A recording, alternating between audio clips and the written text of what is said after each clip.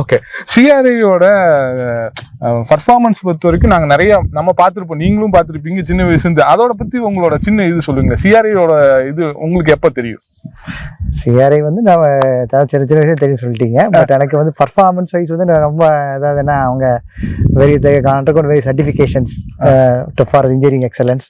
So அது மூலயமா அவங்க ப்ராடக்ட் எடுத்தேன் it will be very good ப்ராடக்ட்னு தெரிஞ்சுக்கிட்டேன். நீங்க யார்ட்டையாவது விசாரிச்சதுக்கு அப்புறம் தான் சிஆர்ஐ இந்த சோலாரை பத்தி வந்தீங்களா இல்ல நான் வந்து ஆன்லைன்ல பார்த்துட்டு I approach CRI sales team. So அவங்க அதை ஃபர்டிஸ் கொடுத்து எனக்கு ஹெல்ப் பண்ணாங்க. Super sir. சார் சிஆர்ஐ பத்தி கேட்கறதுக்கு முன்னாடி நான் அடுத்த விஷயம் என்னன்னா, இது வந்து ஆல்மோஸ்ட் நீங்க சொல்லிட்டீங்க இது எவ்வளவு ஏக்கர் இடம் சார்? இது ஒரு 1 ஏக்கருங்க. 1 ஏக்கருக்கு இது எவ்வளவு நம்ம கெப்பாசிட்டி இருக்கிற 5 HP போட்டிருக்கோம்.